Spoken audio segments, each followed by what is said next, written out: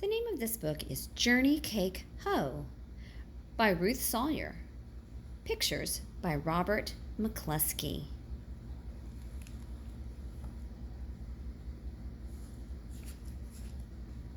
This is a very old book. It was written even before I was born, back in 1953.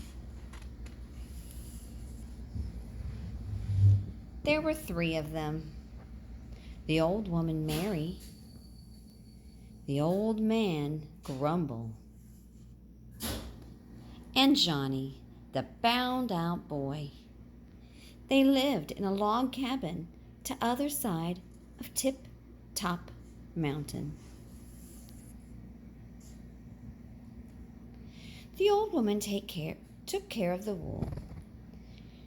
She carded and spun and knitted. She laid the fire and tended the griddle, churned the butter, and sang at her work. The song she liked best ran this wise. Ho, for a journey cake, quick on a griddle bake, sugar and salt it, turn it and brown it. Johnny, come eat it with milk for your tea.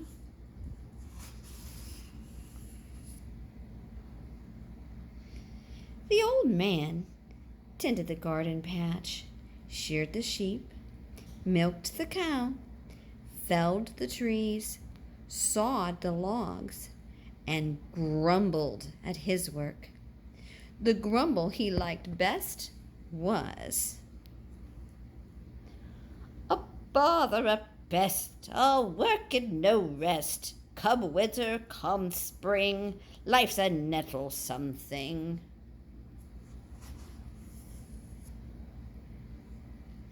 And what about Johnny? He split the kindling, filled the wood box, lugged the water, fed the creatures, fished the brook, and whistled at his work. One tune was as fine as another to Johnny.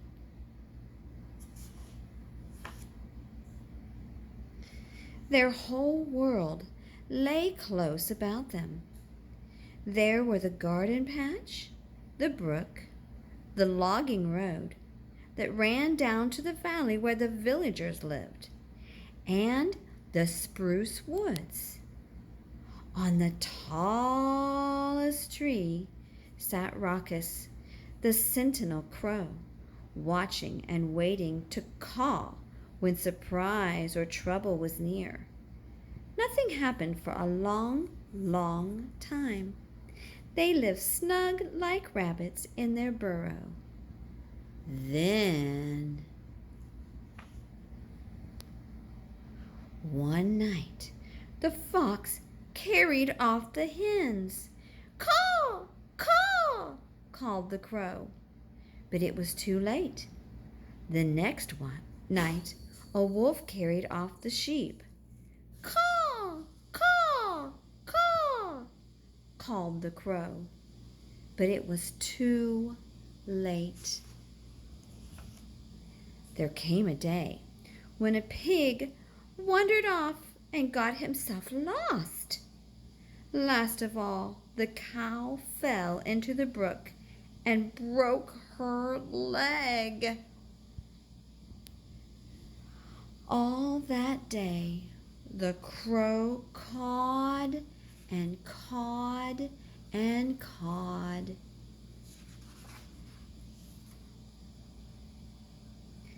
That night the old woman said, shaking her head, "Trouble has come. The meal chest is low. The bin is near empty. What will feed 2 will not feed 3. The old man grumbled and said, "Johnny, 'tis likely you'll be leaving us on the morrow and finding yourself a new master and a new ma'am."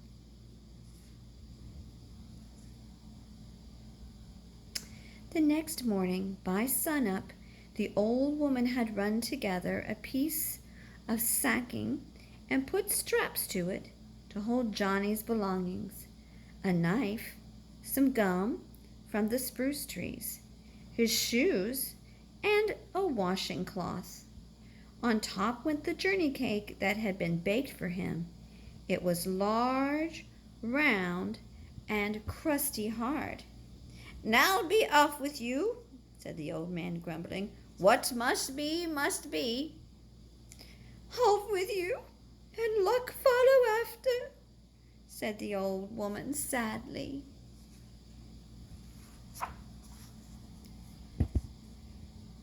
Johnny said nothing at all. He left his whistle behind him and took the logging road down to the valley. Right foot, left foot, right foot, left foot.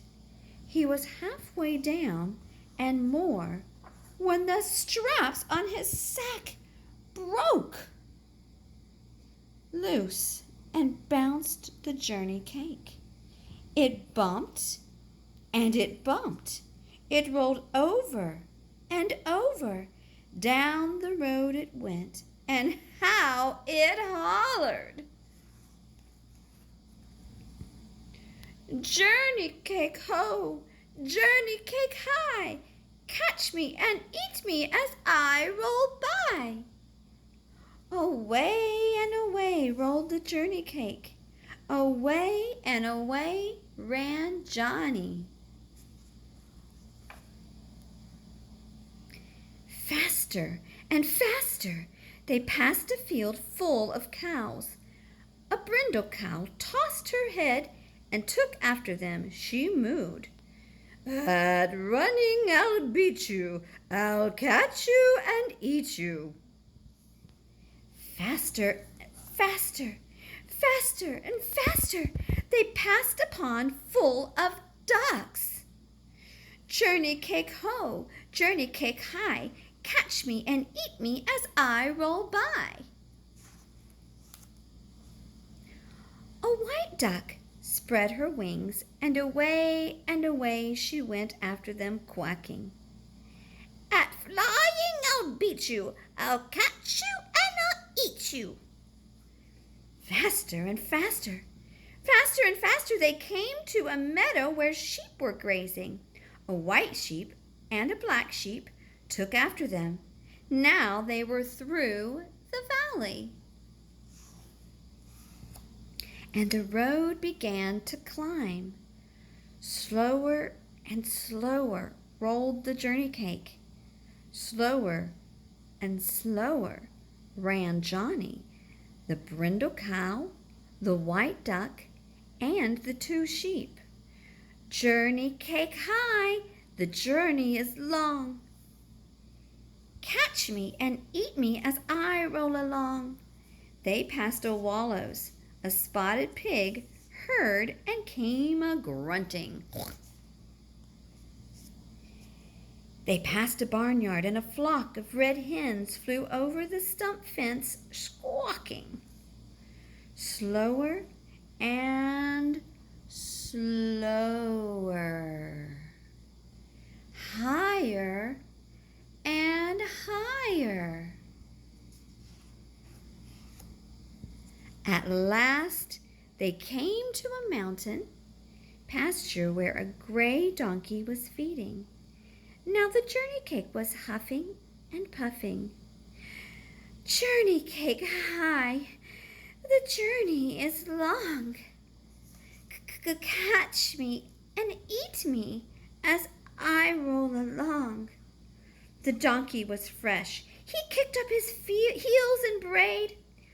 "I'll show you I can beat you. I'll catch you and eat you." Higher went the road, slower and slower. Slower and slower rolled the journey cake to other side of Tip-Top Mountain. Slower and slower and slower and slower came the procession with Johnny at the head. Huffing and puffing, they circled the spruce woods. From his perch on the tallest tree, Raucous the crow let out his surprise warning. Caw! Caw! Caw! Johnny heard. He stopped all of the quickness. There was the brook. There was the garden patch. There was the log cabin.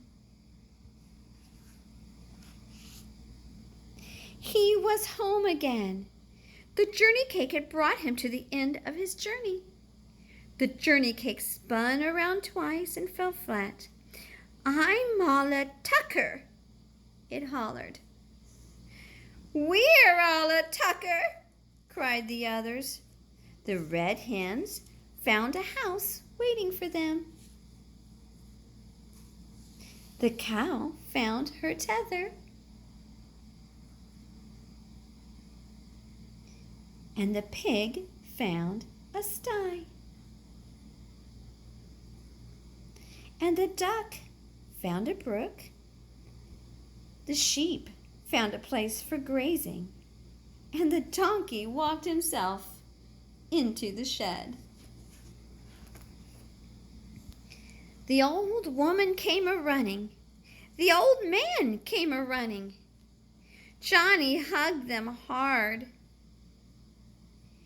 He found his whistle again and took up the merriest tune.